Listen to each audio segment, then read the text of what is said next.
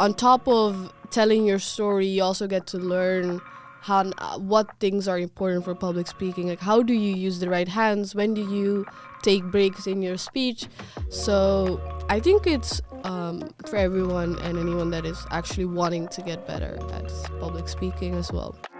I honestly, looking back at it, I don't know how I survived that module, but I think it was this idea of summer break coming up, because summer break was right after that. Life is bigger than just your course that you're doing. You need life skills, and I think a lot of students need to realize that just studying or like working your ass off every day is not your goal. You can have more in your life. Hello everyone, my name is Jacob and this is UT Journeys. Amazing series when we sit with inspiring students to talk about their lives, motivation, and most importantly, how you can enhance your study journey.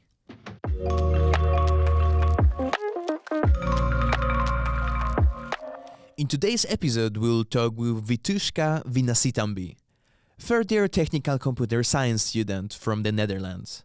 Vitu has graduated honors program in process of change, worked for interesting jobs at the UT, is a chair of the Twente debating society, vice chair of the national board of Frisse Gedachtes, and ultimately, she has done TED Talk about the self-doubt. Enjoy. Hi Vitu. Hi. Thank you for joining the podcast. Thank you for having me. No problem. Let's start with the first question. Is the TED Talk red carpet fluffy? Fluffy? No, actually, it was actually just ordered online. It's not like TED branded or anything. It was just like a standard red carpet that was about the size of the dot that you're supposed to stand on, because there are actually restrictions on how big the dot should be and things like that. But the dot, to be honest, I was also way too nervous to realize how fluffy it was to stand on it. So yes, I can imagine. I cannot really give you a final answer on how fluffy it was, but okay. Let's just assume that it was as fluffy as you decently needed to. Fluffy. Yeah, decently fluffy. Yeah. Yeah. And how's actually taking care of all of this stress, telling pretty long actually speech in front of so many people? Well, for me, like the other people that did TED Talks struggled a lot with the public speaking part. But for me, I have been doing speeches since I was pretty small, because I just love doing speeches. So when I was like 14, I did a Pecha Kucha. I don't know if you know what that is. It's like this speech format where you have slides, and at every slide, so you're supposed to be, I think, like 15 seconds or something, like a specific time, and then it's kind of like a speech format. And I was like 15 doing it in front of a big crowd. So that's kind of when I was like really scared. And after that, I wasn't really scared of public speaking anymore. So I don't think that was like the part where I was scared of for TED Talk. I think for TED Talk, the story you're telling is also really important. So that was something that I was scared of, that people wouldn't actually like what I'm telling or would think that it's stupid what I'm saying, because people that have high standards for TED Talks. So yeah, and it will be for sure put into description. Yeah. So yeah, and it's there on the internet forever. So I wanted to make sure it was something good. Yeah, but I looked through it. It was really good. You did? It was. Thank you. But how was the actually entire process of the application, your preparation, actually coming up with the idea and everything?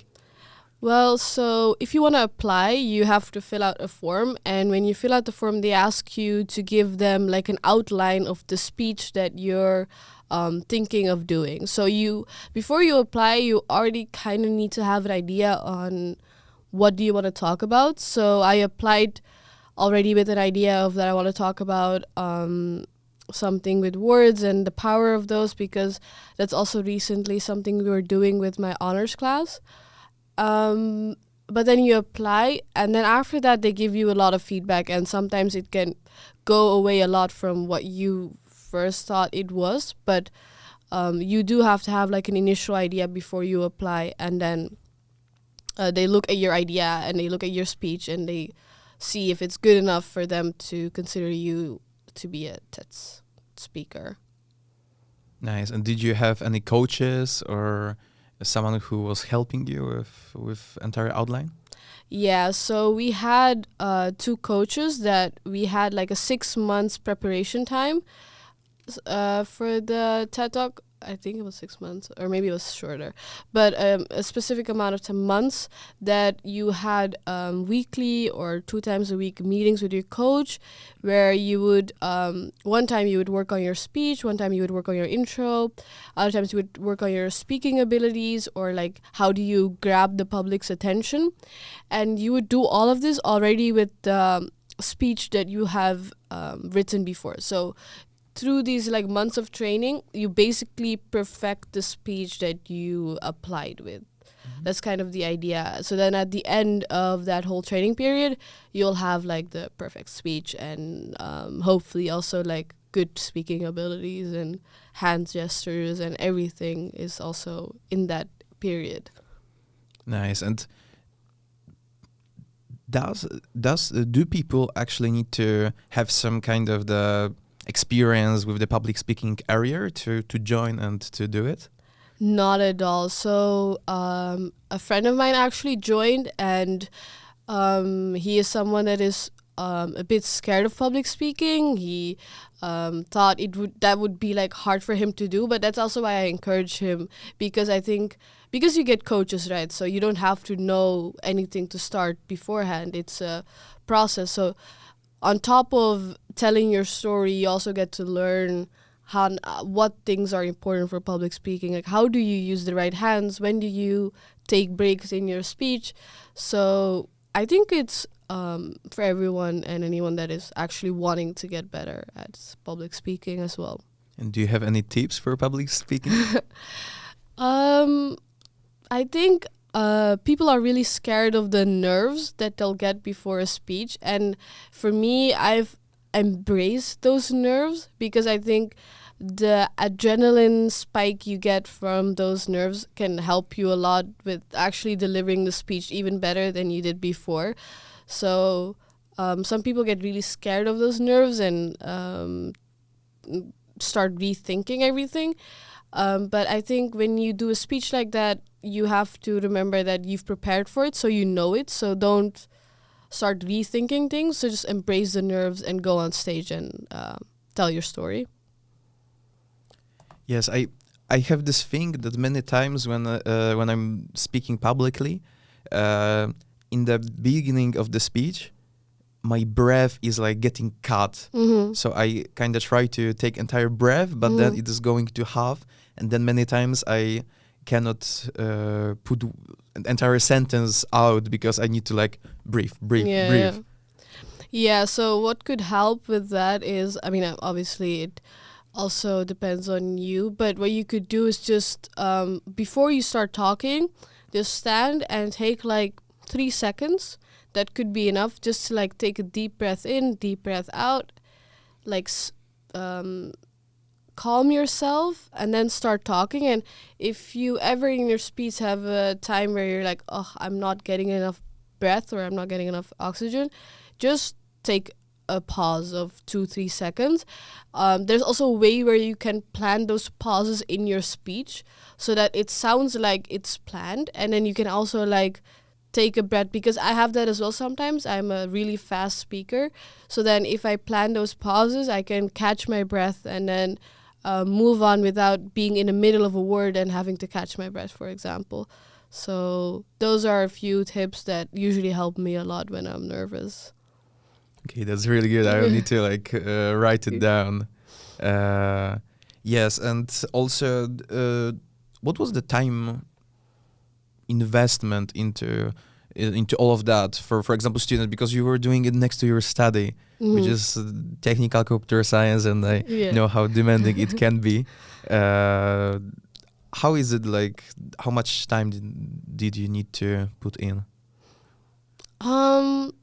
It is a time investment. It is, I think, a few hours a week at least. I think you have to aim for 3-4 hours a week at least. I think they want you to put in even more effort, because it is, if you want to really get better at speeching, in that time you need to practice a lot. Practicing is really important. That's why it takes so much time. So you just need to find the right times, and planning is really important.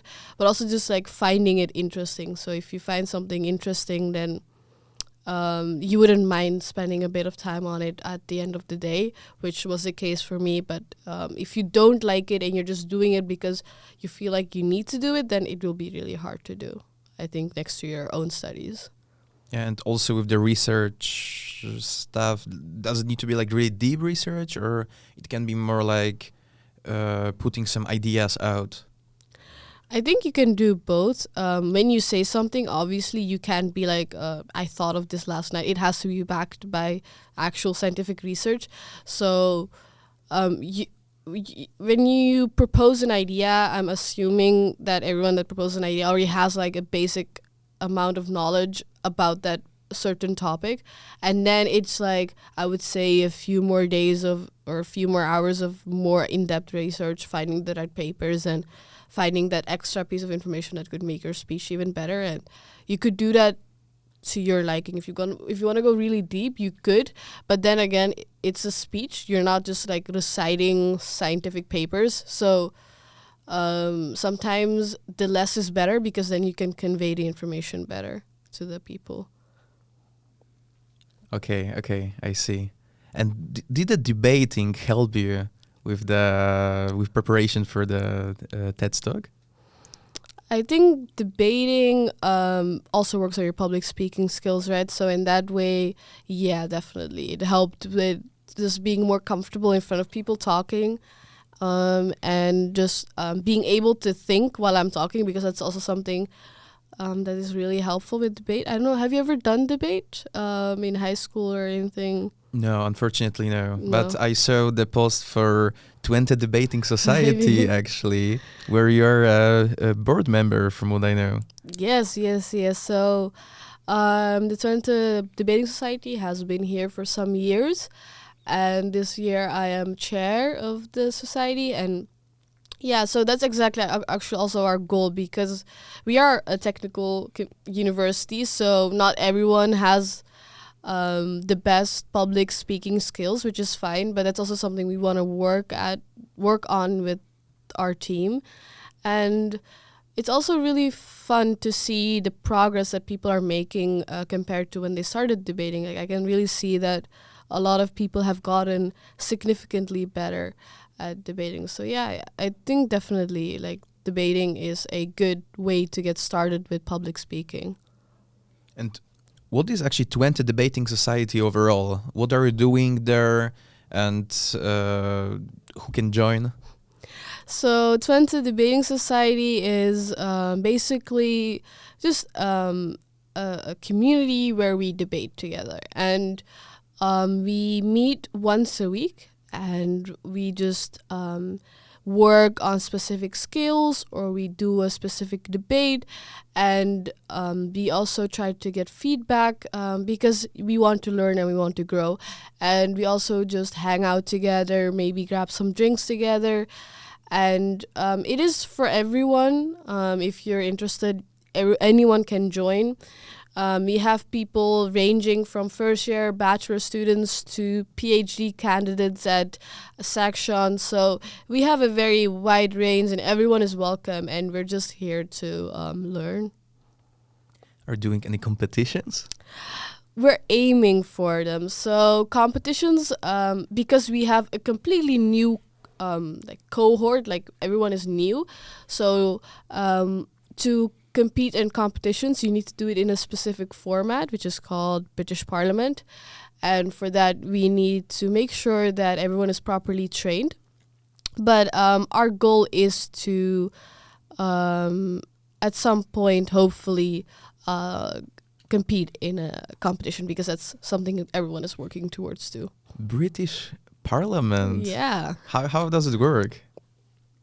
Well, it's a bit complicated, but in a debate, you have two sides, right? So, and then in the British Parliament, there are in total 4 teams.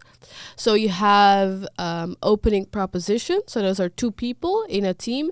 And everyone has a different task, and you have to debate. There are like a bit of rules around it, like you have opening proposition, opening opposition, closing proposition, closing opposition, and it's just a specific way of debating. I'm not gonna go into like all the little details, that's pretty boring, but it's just a way of debating that is structured in a specific way. Yeah, it sounds really cool actually when I first heard about it. Yeah. And is it usually like for the competitions, are you going somewhere or is it online?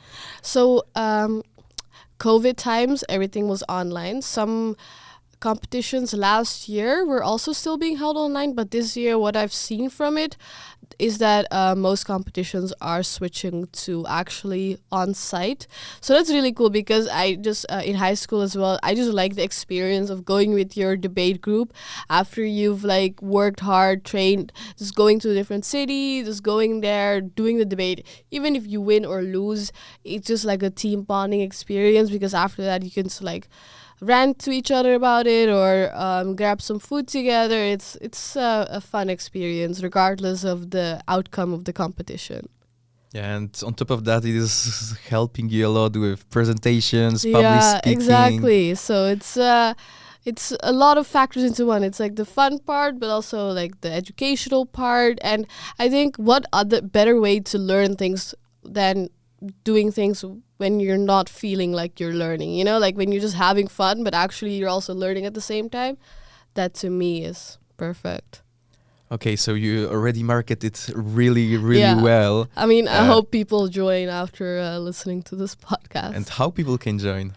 Well, we do have an Instagram, so you can just shoot us a message on there, or if you see any of us and you know that we're in a debating club, feel free. And otherwise, just come to Bastille on Tuesdays at 6 o'clock and look lost, and then we'll come up to you and ask you if you're looking for a debate club. Okay, that's really good. We'll put all of the information in the descriptions as well, if anyone is interested. Thank you. As well, if you can tell me what is Frisse Gedachtes, if I pronounce it correctly. That's a pretty good pronunciation. So actually that's something that I joined pretty recently. So it's a organization that is all about student well-being. It was done in the times of COVID, first, because we all know how hard it was during COVID. We were just at home, and personally I was in high school back then. But for students, it was a much harder experience, because they were all alone without their parents in a different city, and they didn't have any friends. So to do that, there's this organization was made for student well-being. And what we basically do is we organize events where people can get to know each other. We try to get into contact with universities and try to organize mental well-being events with them. We also have a platform where students can reach out to buddies, and in that way they can also have some kind of contact with people. And so it's all about student well-being, and that's what I find really cool about it. And it is based in UT? No, so this is a national organization, so it's on a national level. And then they do have local organizations, so we have local branches basically. I'm personally working right now in the national organization, but we do have local branches in like Utrecht, Leiden, and other places. Not yet in Enschede, but we're hoping to branch out a bit more, because obviously student well-being is also very important in the UT. And also research shows that it's the international students that are struggling the most with their mental health. So in UT, where there's such a big community of international students, I think it would be really beneficial to have an organization like that active. Why do you think that international students actually struggle the most with it? I'm not completely sure, but if I had to guess, it would probably have something to do with the fact that they left their country, left a bit of their footing over there. For me, if I don't feel well, I could just take a train back to my parents and I would make me feel better. But if you are from a different country, then you're so removed from all of that. And for some people, it's also hard to make new friends here. So then they don't have anything of a feel of community here. So then if they're struggling with something, they feel completely on their own. So yeah, those are one of the reasons I can think of. But you're international, so maybe you can shed some light onto this. Thank you for asking. Yes, I remember the first time was the first year was pretty tough. Changing everything. Also, it was COVID, so it was. I came to see new people, meet new people, and talk more. And suddenly, you're just sitting all of the time in the house, just doing some projects and working a lot for the first years, usually as it is. Yeah, I need to tell that was hard those years. But then, if, for example, someone would be interested in looking into everything there, how they can? Is there a site that they can see, Instagram, or to get somebody or so? Yeah. So for now, I would definitely recommend checking out the Instagram page. And then you can just see what you like of it, and we have a lot more information on there. So definitely Instagram. Also, I heard that you're doing honors program in process of change. Yeah, so I actually recently graduated, same as you. But I did process of change, which is a very diverse track, I would say. You learn a lot of different things, ranging from how do you convince people, how do you present better, to consulting, to some very out of the box ideas. So it was a very diverse track, I would say. But it was definitely, I liked it a lot because it was so different from computer science, because computer science is really exact, which is nice in one way, but also you need something sometimes where you just can think, and it's just really out of the box. And I think process of change was really nice in that way, that we were just doing some random ideas, as in how would the world look like in 2050, for example, and then you can just make it as broad as you want it to be, or make it as crazy as you want it to be. So it was just fun thought processes, and just having a lot of fun and doing something else in computer science. Were there any assignments that was the most interesting for you, the most fun? I think my own actual, so in the last module that you're doing honors, you have to do your own research project, and you can just do whatever you want to do. There's a lot of freedom there. So I had a project where I would look into the effectiveness of Pomodoro timers, which is something that I swear by because I always use it. But then my friends are like, no, I don't think it really works. So I wanted to, settle it for once and for all. Is it actually worth it or not? So I did research into that, and it was definitely challenging because you had to set up your own time and managing time next to, at the time I was doing 2 modules. So then doing that next to 2 modules is really hard. But I found the time, and to do it, that was really fun. Why were you doing 2 modules? So that's actually a fun story. I was thinking I want a module off. So I wanted module 10 off, so the module we just finished. Because I was like, yeah, I'll just stay at my parents' for a Christmas break and just, completely chill and do nothing. So in that module that we just talked about, I did 2 modules. I did a computer science elective and a BIT minor at the same time. So I think in that module in total, I finished 35 ECs. But then in the end, I didn't end up taking the module off. After all, I did a web science, another computer science elective, because Yeah, I don't know. I didn't feel like taking time off, so it's like, let's just go for it. Yeah. I actually didn't know if. Okay, I maybe knew that it can be possible, but how was it actually? How was with making this kind of decision? Maybe people who I don't know how it applies to other tracks than TCS, but if they would like to do, for example, 2 modules at once in this arrangement. It is possible, but you should be prepared of really long nights in the library and a lot of hard work. But also, I think it really depends on what modules you choose. I would not say do 2 computer science modules at the same time.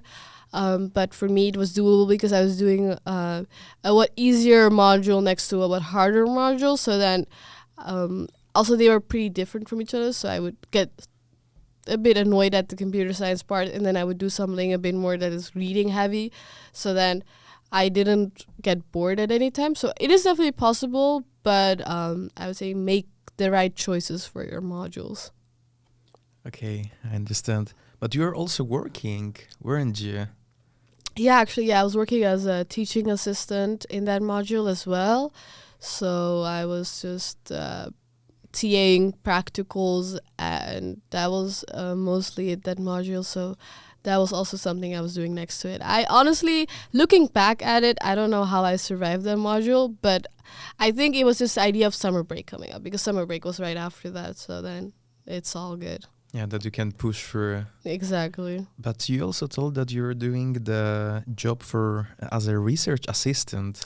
Yeah, so I'm currently not doing that anymore, but I did that last year, where there is a lot of computer science students actually needed in that area, because a lot of Mad Lab things are used for example, cancer research or other types of like biology related, medicine related research, and they don't often have like the skills to, for example, switch from Mad Lab to a different platform if they need to.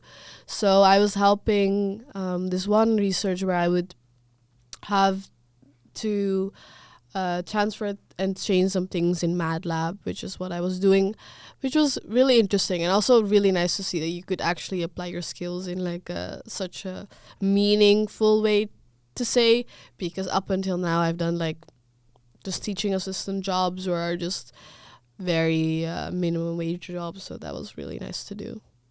Nice. And how did you find this job?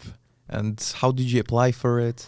So I actually, so before we had UT Flex, right? So in UT Flex, you could see any jobs that were open. And that's where I saw the job and I just applied. And they called me over for an interview and I got it. So. Okay, so right now I guess people need to, unfortunately, find a different way. Yeah, exactly. That's a pity that we don't have UT Flex anymore. Yeah, UT Flex had its pros and cons. Yes, exactly. We won't tell what was, what was the proportion. Yeah. But it was right now only nostalgia is left. Exactly. Also, if you can tell me, what is actually the connection between law, medicine, and computer science? Yeah, so that's actually a good question. When I was in high school, I wanted to do everything. I don't know if you had the same thing, but when I had to choose for a bachelor course, it was really hard because you have so many choices. And I really wanted to do medicine, but then I also really was into law, and I also liked computer science, or like I liked the idea of it. I didn't know much of computer science yet, but I liked the idea of it. So then there's no connection between them, but I found all three of them equally interesting. And so it was a really hard choice for me to make. And then to this day, I'm still every now and then thinking, should I go back to medicine, or should I go do law anyways? So yeah, I'm still not sure what I should do. So yeah, you're the all-rounder. Yeah, I guess. I mean, I wish I was someone that was just, focused on one thing and just really like that and could just do that for the rest of their life. I am someone that is interested in everything and wants to do everything, so choosing one thing is really hard. Okay, I completely get it. And did you struggle, for example, with choosing computer science? Yeah, it was. Computer science is hard in many ways. One of them being that a lot of people have already knowledge of computer science before they get into computer science, which I haven't seen to this level in any other course. Where I was in like the first week, we had some assignments to do, and I just saw that everyone around me knew how to code already, and I barely knew what HTML was, and I was just dumbfounded, and I was reconsidering all my choices and was like, am I even supposed to be here? But then I wanted to see it through, at least finish 1 year, and after that, if I still don't want to do it, then I can do something else. And in that year, I also applied again for med school in case I would not want to go through with my computer science. But I think if you work really hard, and in module 2, I learned how to program properly, and after that, it was fine. After that, I started liking it, and I didn't want to switch to anything else anymore. So I would say the first half year was the hardest to choose computer science. Yes, like many times I see all of those first year students who are struggling and asking me, oh, how we can like even have a social life next to all of that. But then I'm always telling like, just wait, 3 modules, the hardest. Next year would be already better. Exactly. So if you're right now struggling, right now is second so if right now you're struggling with that, just go through this. Exactly. Just keep going for like a little bit, and then, when you see the sun again, it will be fine. So like when it hits summer, you'll be fine. Yes, and when you look back on all of this moment, it is like so satisfying. Yeah. You were doing so many things throughout, your years, and could you actually balance it with, study, with like working, doing 2 modules on top of honors, and also having a social life? It is hard. I don't think like it is possible to do it, all of it balanced. Is really hard. So for me, as I said before, I think the good thing was that whatever I was doing like next to my courses, I really liked doing. And I also got like social things out of that part. So I would have my friends also in like the debating club. So we would just like also talk there. So I wouldn't really feel the need to go outside of that and even hang out more. I was also too tired for that sometimes, especially last year during our module 7. I mean, I think you can relate to how hard that was. It was especially really hard for me to find the right balance between just like studying really well and also just taking breaks at the right time in the right ways, because sometimes I would just take a break but I would be too tired to go out or do anything. So I think I learned from that module that even if you study really hard, if you don't take the right kind of breaks, that will also result in you just feeling really depressed and tired, and it won't help anyone. And have you, through those times, did you use any techniques? You already mentioned Pomodoro that you checked. Any other like time management techniques or approaches to your study? Yeah, I really work well with the reward-based study method. So I would be like, I work for 2 hours and then I get to go grab a snack, or I get to go grab a cupcake or something like that. That's usually how I work. And in especially those modules, I just worked with rewards. If I finish this, then I get to watch an episode of that latest show that I'm watching. So I think that's kind of how I worked. And then a reward-based and Pomodoro timer are enough for me to manage my time and plan things around. So you're planning your time around the Pomodoro, so in 30 minutes? Yeah. And okay. But then for example, when it comes to the prioritization, do you also put some kind of the priorities on things, or when you put your calendar, fill your calendar, how do you do it? I find it really hard to prioritize things. Like, I find everything important. So then usually what happens is that trying to do everything at the same time. And I think in module 7 that was a bit less because I only had honors in module 7 at the time, because I knew it would be really hard and I wouldn't be able to do anything else next to it.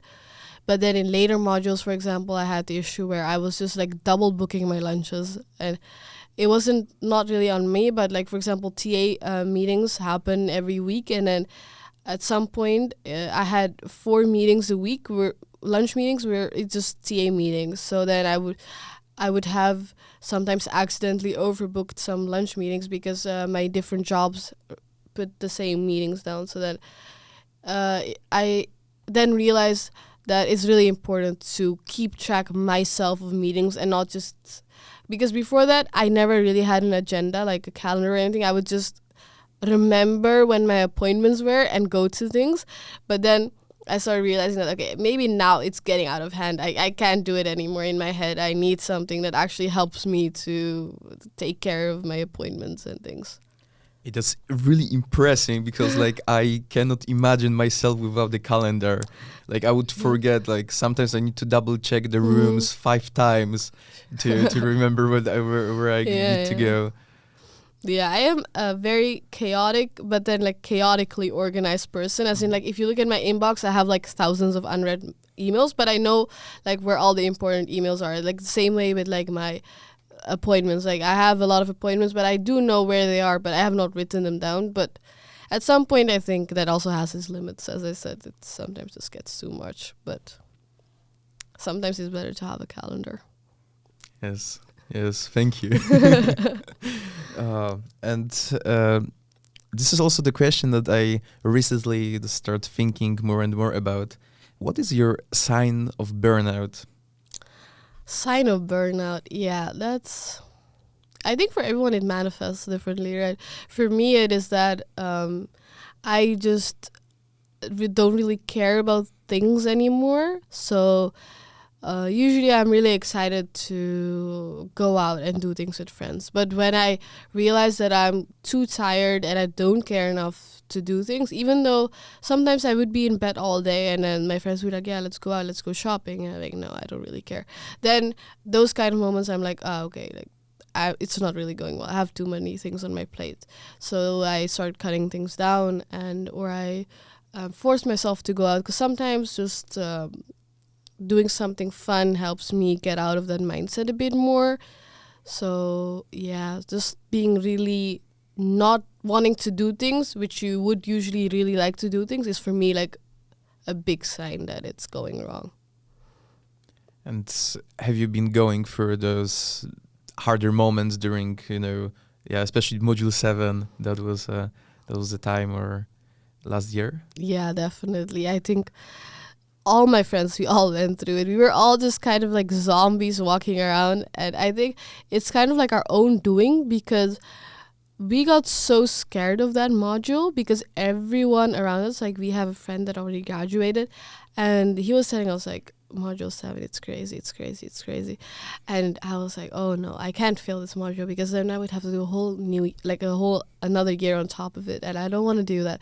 So we all were just so scared, and we would obviously be on campus every day, but you can't work like that. Like that's not possible. So we would be on campus, but then just like messing around, joking around, trying to procrastinate really hard. So yeah, around that time I realized that the way we were studying wasn't really, the way that I wasn't studying wasn't really effective, and it was causing a burnout. So yeah, I mean, how was your module 7? Did you feel the same? Yeah, I also first lecture when I came there, I saw all of my TAs. I was like, no. It's always very scary. Yes, but then like, because I remember I was doing this thing for each module, that in the beginning of module I was just going to tutorial and asking TA, do they have any tips for this module? What to concentrate on, what to don't really concentrate on, and also talking about the future, what modules are hard, important, and so. And I was always getting this module 7 the hardest, and then I prepared so good in some sense to it that I also put everything straight with everything I was doing, that it went pretty good, I need to tell. Okay, that's nice. I was also surprised with that, because I remember module 3 for me, the networking systems, as I remember. Yeah. Ooh, that was You struggled with that one? yes, that was the moment when I remember it was the point of like this huge deep, when I suddenly had a honors assignment. I was moving out to the other house. Then I was also, it turns out that I didn't pass the module 2 project somehow, and also didn't pass one test, because I got like 5.3. And that was already too much. That was already like, and finally everything went really good. Like I finally I passed the module 2 project. Then it turns out that I didn't even need to recite the test that I didn't pass. But that was a hard time. That sounds like a very stressful. Yes. Especially for first year, when you're just like getting settled into things. Yes. That sounds really hard. It was a hassle. Yeah. But I'm a host here. We're asking you questions. Yes. So I guess we can move to the last part. Do you have any last words or piece of advice to UT students, maybe especially technical computer science students? Yeah, I would say get out of your comfort zone. There's a lot of computer science students, I'm not saying everyone, but a lot of them have the tendency to stick together and just do computer science related things. And I would say just like step outside of your comfort zone. Go, I'm not suggesting debate, but you could always join something like debate or something else that is, working on different skills, but also at the same time a fun thing, because, like life is bigger than just your course that you're doing. You need life skills. And I think a lot of students need to realize that just studying or like working your ass off every day is not just your goal. You can have more in your life, or you can have more as a student. And I think my tip would be just to look outside of your comfort zone and just join a few things and see which one you like, I completely agree. Vithu, thank you a lot for this amazing talk. Thank you for having me. I hope it was interesting to listen to. It really was.